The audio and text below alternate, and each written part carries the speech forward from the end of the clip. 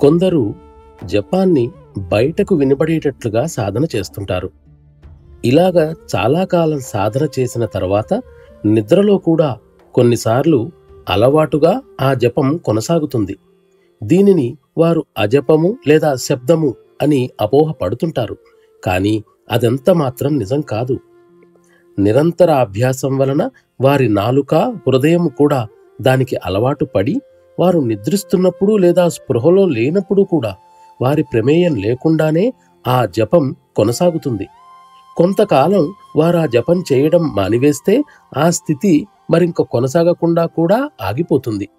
ఇది అలవాటు ఫలితంగా జరిగేదే కాని యథార్థమైన అజప స్థితి మాత్రం కాదు. అజపా స్థితి అనేది ఉన్నతమైన ఆధ్యాత్మిక స్థితి. అది ఎన్నో సంవత్సరాల కృషి ఫలితమని అనుకోవడం సహజమే. కానీ ప్రాణాహుతి ప్రక్రియ ద్వారా కొనసాగే సరియైన శిక్షణా విధానంలో దీనిని కేవలం కొన్ని వారాలలోనే, కొన్ని రోజుల్లోనే సాధించటం వీలవుతుంది.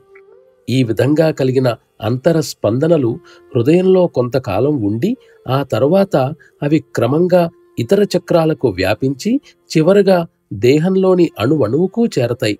అప్పుడది అనహద్ అని తెలియబడుతుంది. ఇందుకుగాను మన సంస్థలో సమర్థ గురుదేవుల పర్యవేక్షణలో ధ్యానం చేయవలసిందిగా చెబుతారు. అది అన్నింటికంటే ప్రయోజనకరం. సంపూర్ణ విజయాన్ని సాధించటానికి గల ఏకైక మార్గం కూడా అదే.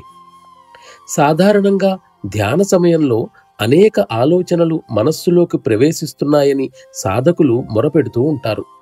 మనస్సుకు నిశ్చల స్థితి ప్రాప్తించకపోతే సాధనలో వైఫల్యం చెందామని వారు అనుకుంటారు. కానీ అది సరికాదు. మనం ఏకాగ్రతను సాధన చేయడం లేదు, కేవలం ధ్యానాన్నే సాధన చేస్తున్నామంతే. సాధన చేస్తున్నప్పుడు ఇతర ఆలోచనలన్నింటినీ ఏమాత్రం పట్టించుకోకుండా ధ్యానాన్ని కొనసాగించాలి. మనం చేతనావస్థలో ఉన్నప్పుడు మనస్సు నిరంతరం సంచరిస్తూనే ఉంటుంది. చంచలమైన దాని కార్యకలాపాల ఫలితంగానే ఆలోచనలు ఒక ప్రవాహంలా ఉత్పన్నమవుతున్నాయి. మన చేతన మనస్సు అదే పనిగా సంచరిస్తూ అనేక రకాల ఆలోచనలను తయారు చేస్తుండగా అదే సమయంలో మన అంతశ్చేతన మనస్సుతో మాత్రం మనం ధ్యానంలో నిమగ్నమయ్యే ఉంటాం. ఈ విధంగా మనకు ఏ రకంగానూ నష్టం లేదు.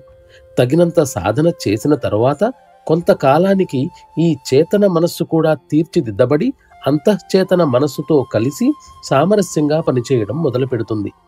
ఈ విధంగా సాధించిన ఫలితం బాగా లోతుగా నాటుకొని చిరకాలం నిలిచి చివరకు ఆత్మ స్వాభావిక లక్షణమైన ప్రశాంతతే ప్రబలంగా కనబడుతుంది.